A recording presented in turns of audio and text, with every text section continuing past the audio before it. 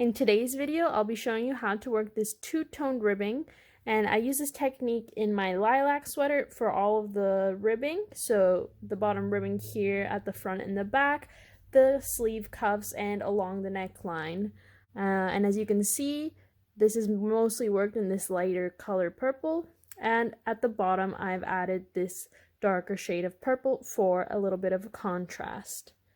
So to show you how to do this technique, I'll be using 2 shades of Taki Yarns Highland Roving yarn, and I'll put the links to where I bought these down in the description box. And I'm also using a 10mm crochet hook. So without further ado, let's get started. Alright, so I'm ready to begin my ribbing. So to begin, I'm going to create a slip knot with my main color, which for me is this light color purple. And in total, I want my ribbing to have 7 stitches in each row.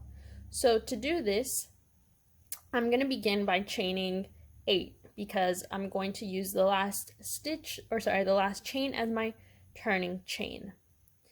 So I'm going to go ahead and actually chain 5 with my main color. So 1, 2, 3, 4, and 5.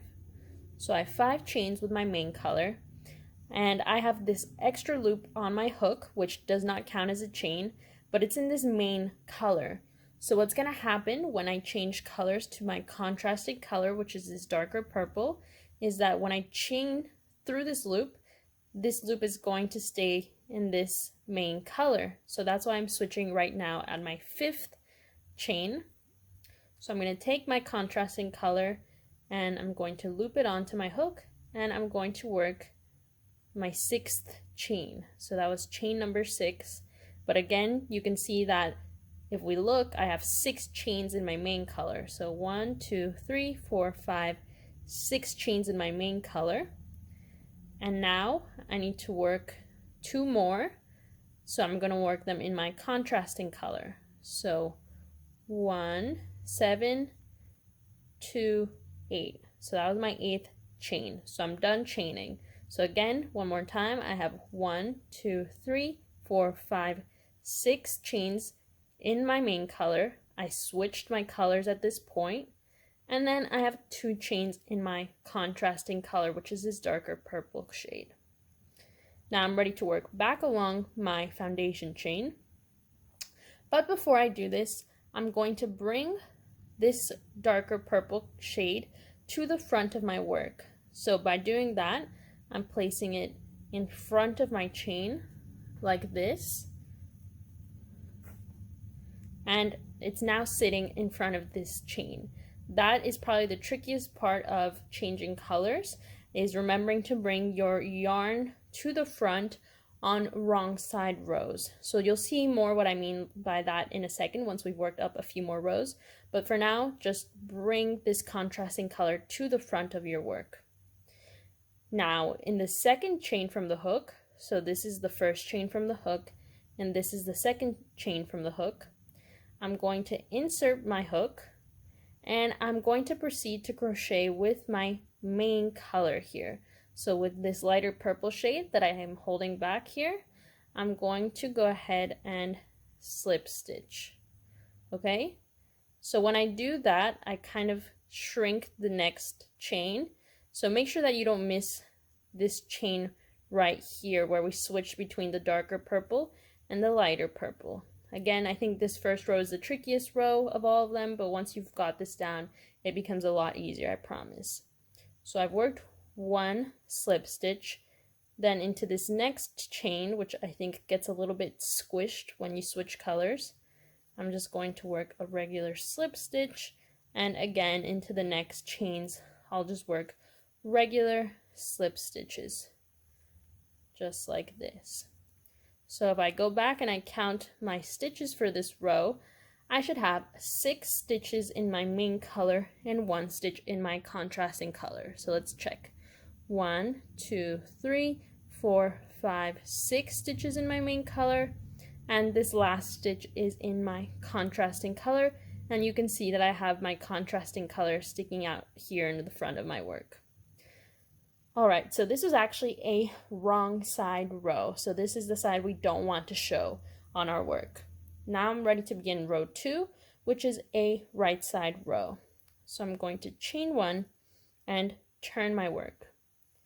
Now I'm going to work slip stitches in the back loop only. So I'm going to work 1, 2,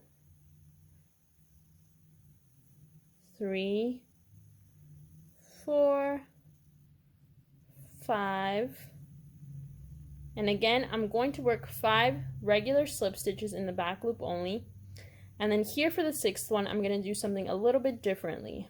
So usually for a slip stitch you'll just insert your hook into the back loop only, yarn over, and pull through both of those loops. But now at this point, because this loop on my hook will become the top of this slip stitch, like this, it'll sit like this. And it's at this point that I want to switch colors so that my working loop becomes this contrasting color. So I'm going to insert my hook just like I normally would into the back loop only here. But at this point, I'm going to switch my colors so that when I yarn over and pull up a loop, it'll be in my contrasting color. So I'm going to do this by taking my working yarn, which is this lighter shade, my main color, and I'm going to pull it over the contrasting color, and then when I yarn over I'm going to grab my contrasting color just like this from underneath the main color, and now I can slip stitch. So I've just twisted the 2 colors there. If you can see, I'll go ahead and do that one more time. So when I have 2 stitches left, I'm going to insert my hook just like I would normally, but then I'll twist the 2 colors so that my main color is on top of my contrasting color, and then I'll go ahead and complete the slip stitch. So again, my working loop became that top loop of my slip stitch, and now my working loop is in this contrasting color.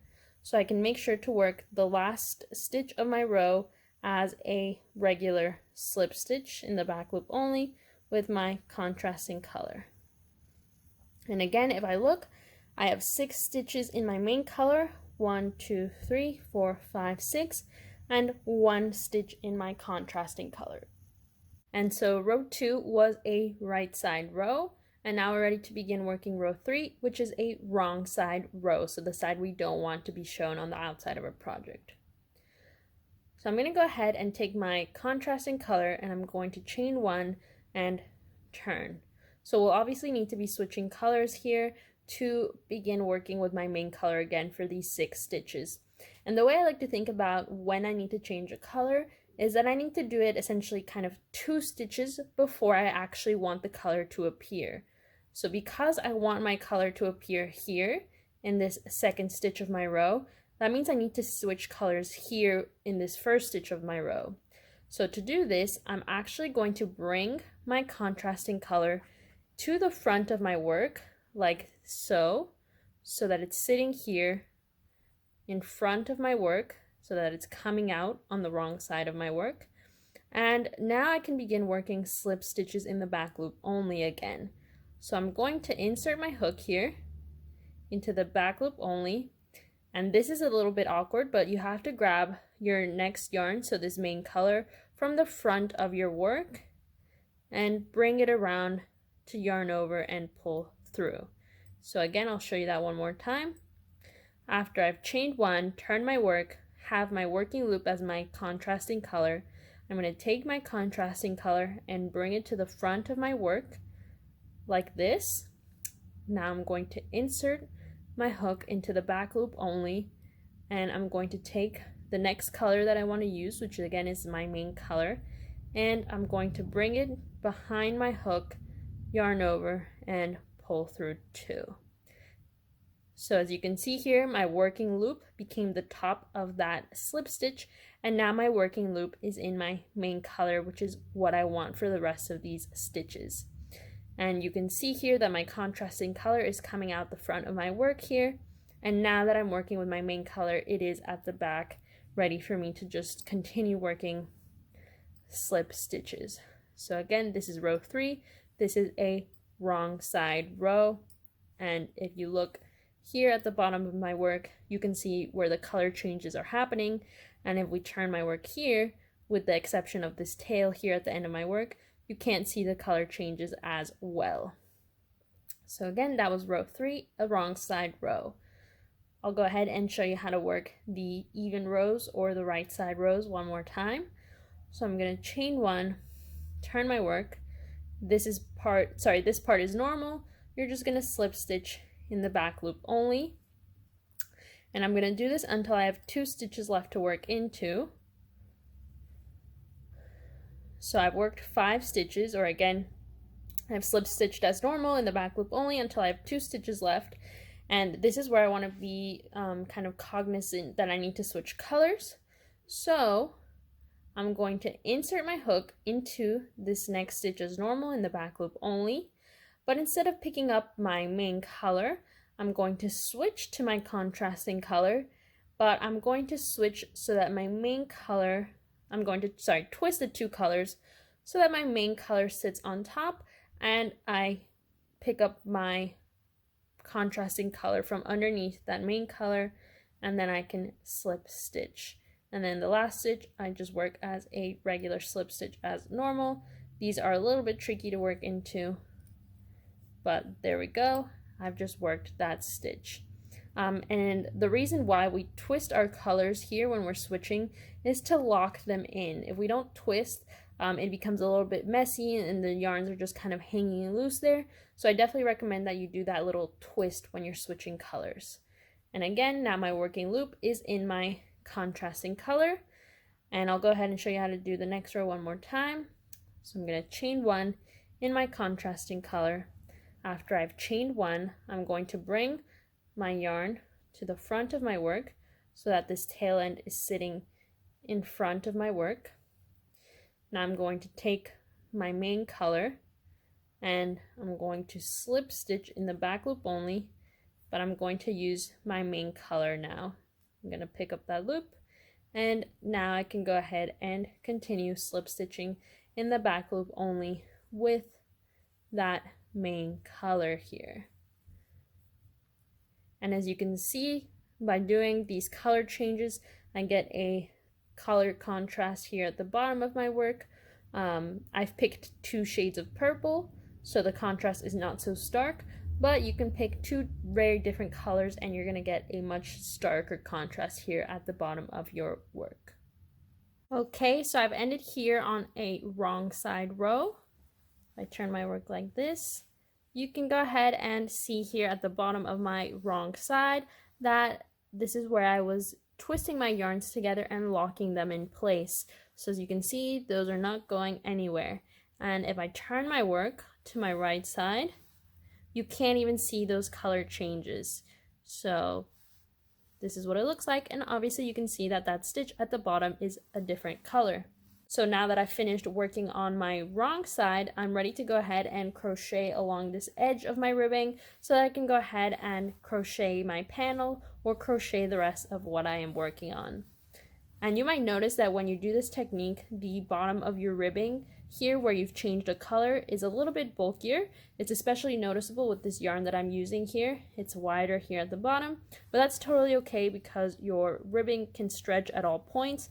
So it'll most likely stretch to fit the width of your panel. So again, no worries if this part of your ribbing is wider than normal.